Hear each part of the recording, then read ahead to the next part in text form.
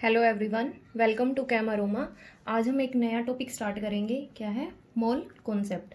अब देखो, मोल क्या बताते हैं बेटा आपको। मोल क्या होता है? कोई नंबर ही होता है। जैसे देखो, हमारा लॉकडाउन इंक्रीज हो गया, फर्दर आपका क्या हुआ, लॉकडाउन एक्सटेंड हो गया। कितने दिन के लिए आपका हुआ है? 2 वीक्स के लिए बोला। अब हमें पता है एक वीक में कितने होते हैं, 7 डेज होते हैं। तो यहाँ पे 2 वीक्स के लिए हुआ है, तो डैट मीन क्या हुआ, 14 डेज के लिए आपका जो लॉकडाउन है वो इंक्रीज हुआ है। तो देखो, ऐसे ही सेम क्या है, अगर मैं बोलूँ 1 डजन, तो 1 डजन में कितने होते हैं? 12। अगर मैं शॉप पे जाके बोलूँ कि मुझे 1 डजन बनाना चाहिए, तो मैं क्या, वो क्या करेगा शॉप वाला, मुझे 12 बनाना उठा के दे देगा। सेम ऐसे ही अगर मैं 1 सेंट बोलूँ, 1 सेंट में कितना होता है? 100। सेम ऐसे ही क्या होता है आपका, अगर मैं बोलूँ 1 मोल, 1 मोल क्या बताएगा आपको? 6.022 इंटू 10⁻23 पार्टिकल्स के बारे में बताता है।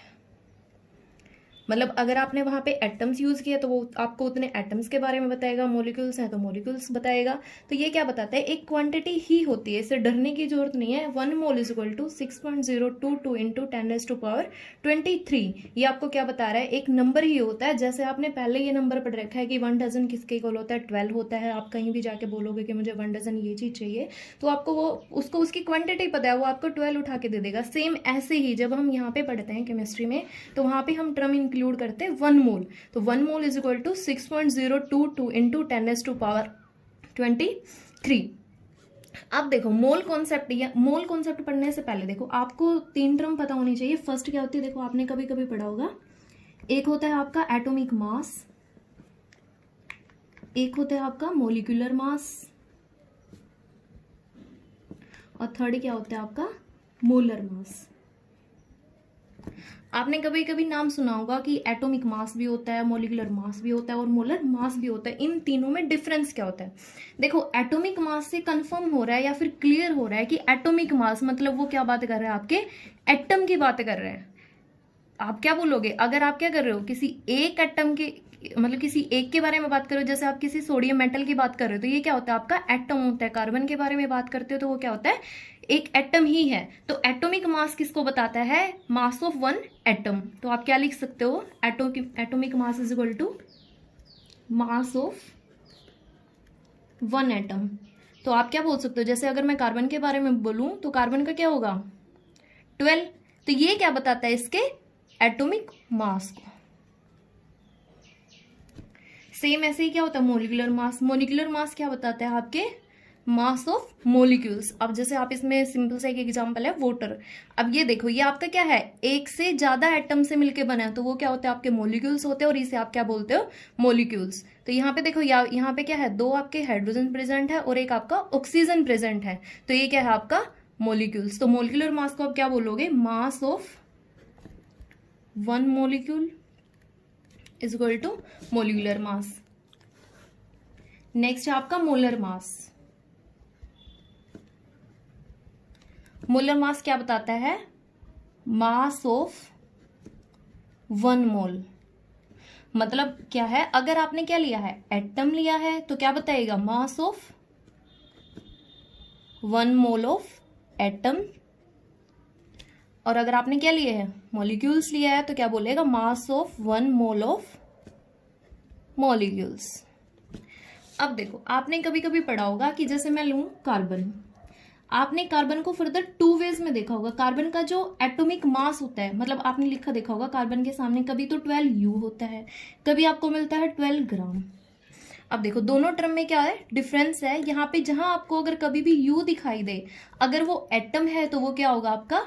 Atomic mass. अगर क्या है, ग्राम में लिखा हुआ है, तो वो क्या होता है आपका? मोलर मास। या फिर आप क्या बोलते हो इसे? Gram atomic mass. सेम ऐसे ही अगर मैं ऑक्सीजन की बात करूं, तो कभी कहीं आपको लिखा मिलता है 16U। अगर 16U लिखा हुआ है, तो वो क्या बात कर रहा है आपको? इसके एटॉमिक मास की बात कर रहा है। अगर क्या है, 16 ग्राम लिखा हुआ है, तो वो क्या बता रहा है आपको? इसका ग्राम एटॉमिक मास। अगर मॉलिक्यूल्स की बात करें, तो देखो, जैसे कभी वाटर आप जब एग्जांपल ले, तो ये क्या है आपका? मॉलिक्यूल्स है, ये आपका क्या है? एक वाटर मॉलिक्यूल है। तो देखो, क्या लिखा मिलेगा, कभी आपको मिलता है जब आप इसका मोलिकुलर मास निकालोगे या फिर एटॉमिक मोलिकुलर वेट निकालते हो, तो देखो कैसे निकालते हो। सबसे पहले आप क्या लेते हो, हर एक एटम का अलग अलग से क्या लोगे, उनका एटॉमिक मास लेते हो। तो देखो जैसे वाटर में क्या क्या होता है, दो आपके पास हाइड्रोजन प्रेजेंट है और एक आपका ऑक्सीजन प्रेजेंट है। तो आप क्या करोगे, हाइड्रोजन का जो एटॉमिक मास होता है वो क्या होता है, 1 होता है, और यहाँ पे 2 हाइड्रोजन प्रेजेंट है तो 2 मल्टीप्लाई बाई 1 प्लस ऑक्सीजन का एटॉमिक मास क्या होता है आपका 16, तो टोटल कितना हो गया आपका 18। अब देखो कभी आपको यहाँ लिखा मिलेगा 18U और कभी लिखा मिलता है यहाँ पे आपको 18 ग्राम। जब वो 18U बोल रहा है उस टाइम पे वो क्या बता रहा है, उसके मोलिकुलर मास को। अगर वहां पे 18 ग्राम लिखा हुआ है तो वो क्या बता रहा है, उसके ग्राम मोलिकुलर मास। अब देखो, अब हम मोल के बारे में पढ़ रहे थे, हम मोल को 3 पार्ट्स में स्टडी करेंगे। तो देखो फर्स्ट क्या होगा आपका मास, इसको हम लिखते हैं W, number of particles, volume. आप देखो मास, इसको जब आप इसको कैलकुलेट करते हो, देखो ये आपकी एक क्वांटिटी, एक डेरिवेशन ही होता है, n is equal to W divide by m। देखो यहाँ पे W तो आपका क्या है, मास, जो आपको क्या होता है गिवन होता है, और ये क्या होता है इन ग्राम, और ये m क्या होता है, यहाँ पे m होता है आपका मोलिकुलर मास, अगर वो मोलिक्यूल्स की बात कर रहा है, और क्या है एटॉमिक मास, अगर वो क्या बात कर रहा है फॉर एटम्स। ये आपका क्या होता है ग्राम में होता है, ग्राम मोलिकुलर मास और ग्राम एटॉमिक मास। तो आप इसे क्या बोलोगे, GM ग्राम मोलिकुलर मास, GAM ग्राम एटॉमिक मास। तो देखो अगर आपको कोई बोल दे कि n की वैल्यू क्या है आपके पास 1, मतलब आपके पास क्या है 1 मोल, तो अगर n की वैल्यू में 1 पुट करूं वो किसके इक्वल होगी, W डिवाइड बाई m, और यहां से क्या लिख सकते हो m is equal to W। मतलब क्या है, अगर आप क्या ले लो, जैसे मैं कार्बन का ही केस ले लेते हैं, अगर हमारे पास क्या है 12 ग्राम कार्बन है, वो किसके इक्वल होती है 1 मोल के। मतलब अगर उसका क्या है गिवन मास और उसका एटॉमिक मास या फिर ग्राम एटॉमिक मास दोनों इक्वल हैं, तो किसके इक्वल होगी आपके 1 मोल के। तो आगे हम बातें करते हैं सेम ऐसे ही। अगर हम मॉलिक्यूल्स का केस लेते हैं तो क्या हो जाएगा, वाटर के ही केस में देखते हैं। अगर मैं क्या लूं 18 ग्राम वाटर लूं और n की वैल्यू क्या है आपकी 1 है, तो किसके इक्वल होगी 1 is equal to W divide by 18। तो W इज इक्वल टू क्या हो जाएगा आपका 18 ग्राम, सॉरी 18 ग्राम हमने गिवन में लिया था और मोलिकुलर मास क्या था उसका 18 ही होता है। तो आप क्या लिखोगे यहाँ पे, W आपका 18 था, N आप निकाल रहे थे, तो N इज इक्वल टू क्या हो जाएगा आपका 1। तो यहाँ से भी क्या क्लियर हो रहा है आपका, जब आपने क्या लिया है 1 मोल में आपके क्या होगा 18 ग्राम क्या होंगे आपके वाटर मोलिक्यूल प्रेजेंट होंगे। नेक्स्ट है नंबर ऑफ पार्टिकल्स।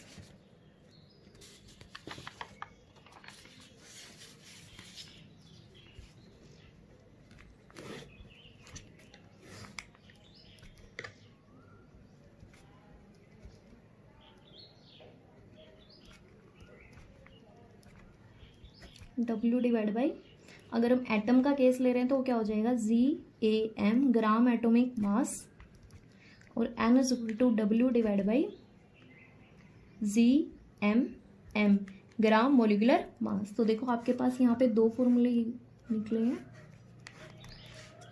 अगर हम बात करें फर्दर नंबर ऑफ पार्टिकल्स के,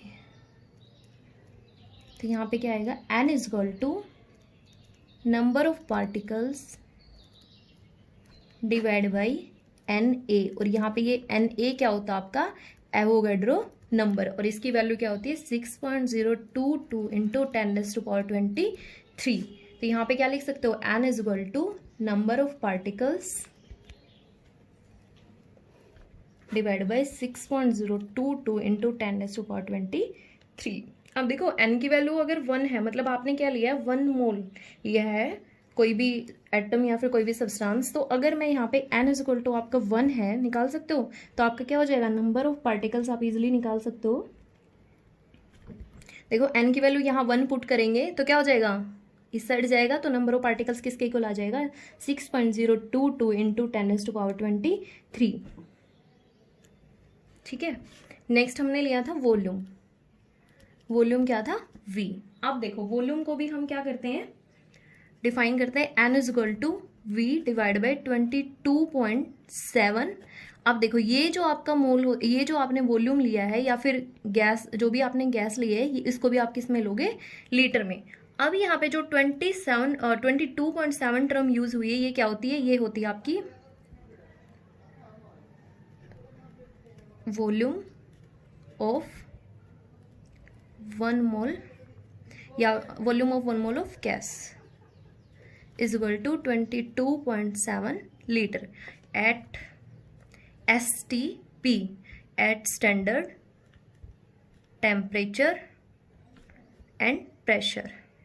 यहाँ पे स्टैंडर्ड टेम्परेचर एंड प्रेशर का मीनिंग क्या है, उस टाइम पे आपका जो टेम्परेचर है वो क्या होना चाहिए, 273 केल्विन होना चाहिए, और जो आपका प्रेशर है वो क्या होना चाहिए, 180 m। तो देखो अगर आपको क्या है, आपको वॉल्यूम निकालना है, तो आपको अगर नंबर ऑफ मोल पता है तो आप क्या कर दोगे, उसको मल्टीप्लाई करके यहाँ से आपका वॉल्यूम निकलाएगा। अगर मैं बोलूँ n इज इक्वल टू 1 है, लेट कर लेते हैं n इज इक्वल टू 1, मतलब हमने क्या लिया, 1 मोल लिया है गैस, तो 1 is equal to v divide by 22.7 litre. तो यहाँ से क्या निकल जाएगा, आपकी v की वैल्यू, ये भी क्या है लीटर में, तो आपका v क्या हो जाएगा, निकल जाएगा, वो कितना आएगा, 22.7। और बेटा यहाँ पे आप कोई भी गैस यूज कर सकते हो, वो गैस आपकी कोई भी हो सकती है, कार्बन डाइऑक्साइड भी हो सकती है, O2 भी हो सकती है, नाइट्रोजन भी हो सकती है, कोई भी गैस आप यूज कर सकते हो। सबके लिए क्या कंडीशन होगी, वो क्या होगा, वॉल्यूम क्या होगा किसी भी गैस के लिए फॉर 1 मोल 22.7 लीटर। बट उसके लिए कंडीशन क्या होती है, STP कंडीशन होना मस्ट है, तभी आप 22.7 यूज करोगे। अगर वो STP में नहीं है तो फर्स्ट हम क्या करेंगे, उसको पहले हम कन्वर्ट करेंगे STP, तो उसे हम पहले अपनी स्टैंडर्ड टेम्परेचर एंड प्रेशर में कन्वर्ट करेंगे, फिर हम उसके ऊपर फर्दर ये वाला फॉर्मूला यूज करेंगे। एग्जाम्पल स्टार्ट करने से पहले एक बार हम सारे फॉर्मूलों का ओवरव्यू करते हैं। तो देखो फर्स्ट हमने क्या पढ़ा था, 4 एटॉमिक मास या फिर 4 एटॉमिक सब्सटेंस बोलोगे आप। अगर आपके पास क्या है, कोई भी एटॉमिक सब्सटेंस है या फिर कोई भी एटम्स है, तो उसके लिए आपने क्या बोला था, नंबर ऑफ मोल्स निकालने का फॉर्मूला क्या था, गिवन मास, जो कि क्या था आपका W divide by gram atomic mass, क्योंकि हम किसकी बात कर रहे हैं, एटम्स की बात कर रहे हैं। तो कैसे लिख सकते हो आप, N is equal to W divide by M। तो ये क्या होगा, आपका एक फॉर्मूला हो गया GAM। सेकेंड क्या है, 4 molecular substance, number of moles कैसे निकालोगे, given mass divide by gram molecular mass, W divide by GMM is equal to N। Second formula आपका ये है। Third,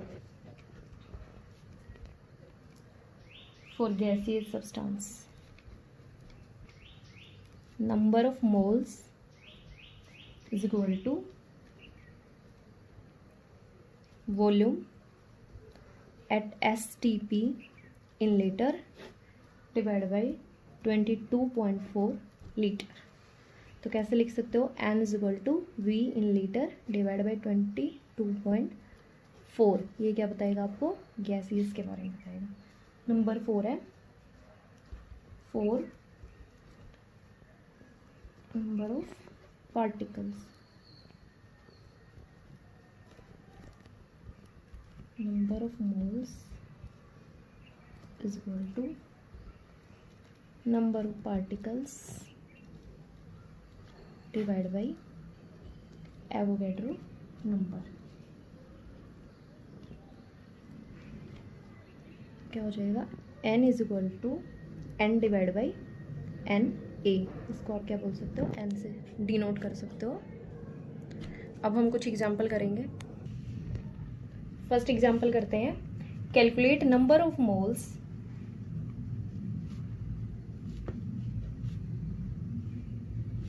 of 294 gram of H2SO4 molecule.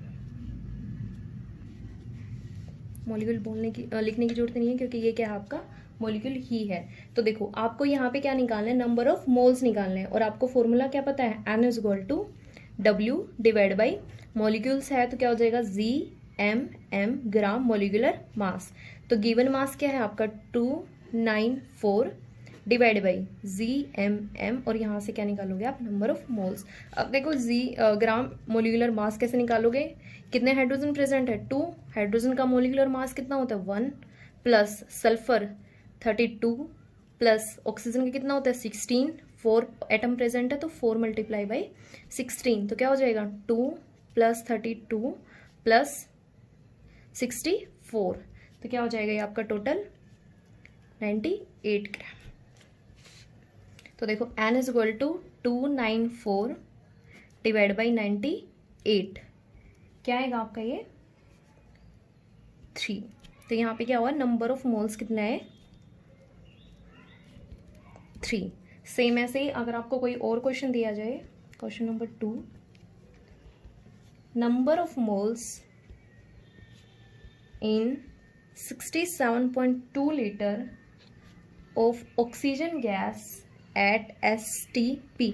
देखो बेटा अभी उसने STP बोला, मतलब स्टैंडर्ड टेम्परेचर प्रेशर वाली कंडीशन दी है, उसके लिए आपका फॉर्मूला क्या होता है, N is equal to V 22.4 litre, किसके इक्वल आएगा 67.2 डिवाइड बाई 22.4।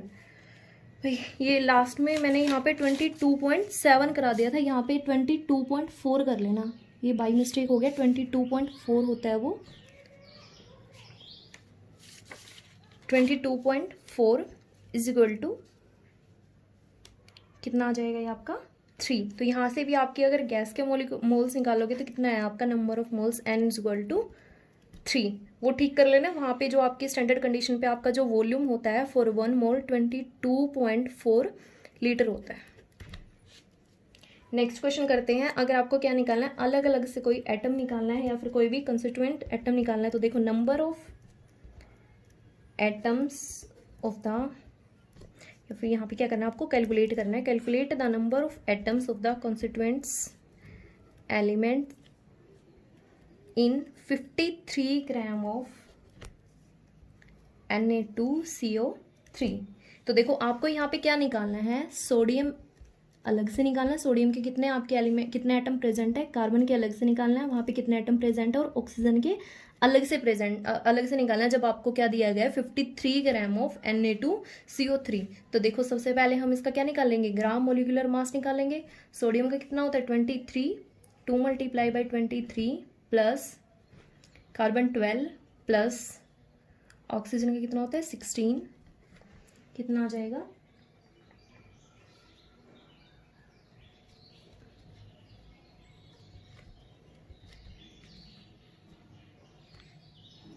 106 ग्राम आ जाएगा।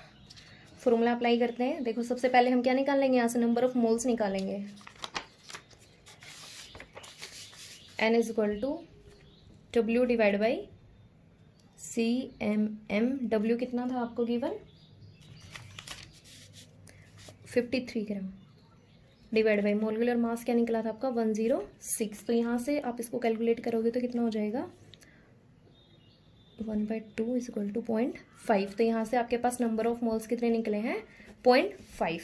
तो देखो अब आप क्या करना है, आपको क्या निकालना था, अलग अलग से आपको इन सब के एटम्स या पार्टिकल्स निकालने हैं। तो देखो आपके पास इसका फॉर्मूला प्रेजेंट है, तो देखो 1 मोल ऑफ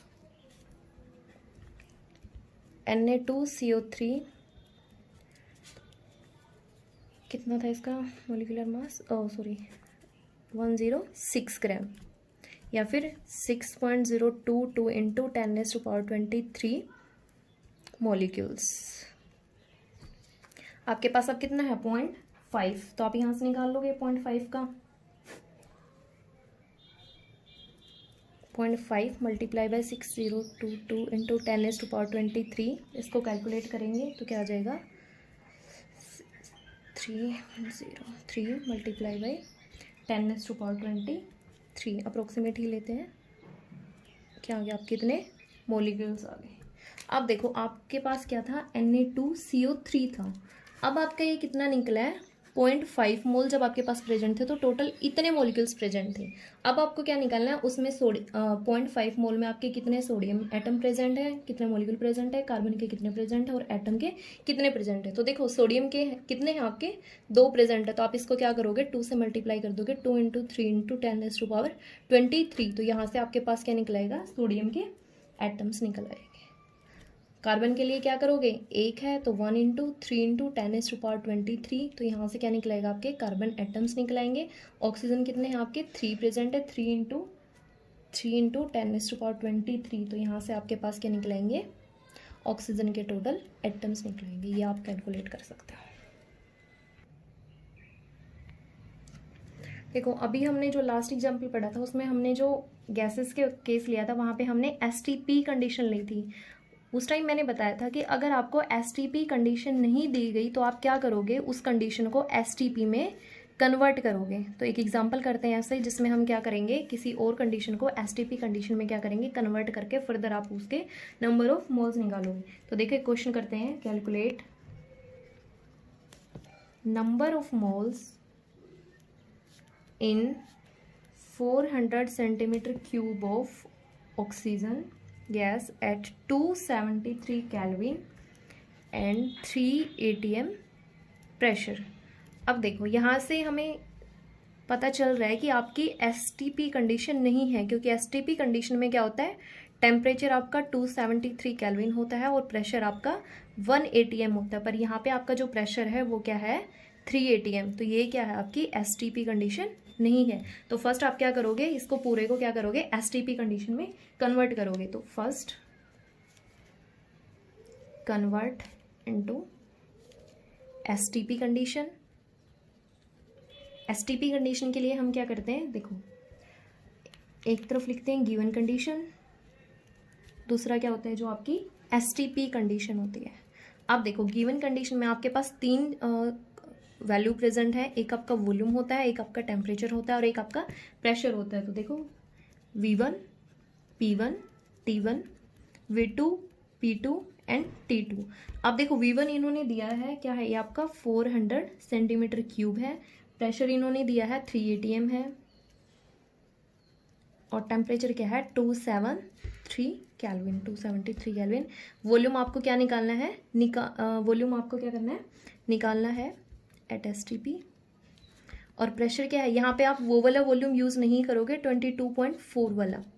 यहाँ पे प्रेशर क्या दिया है आपको, प्रेशर क्या होना चाहिए आपका 1 atm और टेम्परेचर क्या है आपका 273 केल्विन। अब आपको आइडियल गैस इक्वेशन पता है, according to ideal gas equation क्या होती है आपकी P1 V1 divide by T1 is equal to P2 V2 divide by T2। अब देखो यहाँ पे पूरे टर्म पुट करते हैं, P1 आपका ये है, V1 आपका ये है, T1 आपका 273 है, V2 आपको कैलकुलेट करना है, P2 आपका 1 है, T2 आपका ये है। तो देखो पूरी सारी वैल्यू दी गई है, बस आपको एक वैल्यू नहीं दी गई तो आप वो वैल्यू निकाल सकते हो। देखो T1 कितना है 273 है और यहाँ भी क्या है 273 है, तो ये तो क्या हो जाएगा कैंसिल आउट हो जाएगा। आपके पास इक्वेशन आएगी P1 V1 is equal to P2 V2। अब V1 कितना है 400 centimetre cube multiply by V1 आपका 400 सेंटीमीटर क्यूब है और P1 कितना है आपका 3 atm है, P2 क्या है आपके पास 1 atm मल्टीप्लाई बाई V2। आप देखो यहाँ से आप V2 इजिली निकाल सकते हो, इधर आएगा atm से atm कैंसिल हो जाएगा, कैसे लिखोगे V2 is equal to 400 centimetre cube multiply by 3 atm divide by 1 atm cancel out हो जाएगा, तो कितना आ जाएगा आपके पास ओवरऑल 1200 सेंटीमीटर क्यूब। अब देखो आपको किस में लेना है लीटर में, तो इसको लीटर में कन्वर्ट करेंगे तो क्या कर देंगे 1000 से डिवाइड कर देंगे, तो आपके पास कितना आ जाएगा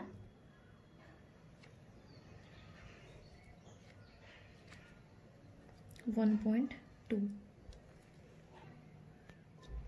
अब देखो V2 आपके पास क्या निकला है 1.2 लीटर। अब आपके पास फॉर्मूला क्या था, N=V, वॉल्यूम जो आपका क्या है इन लीटर एट STP और 22.4 लीटर।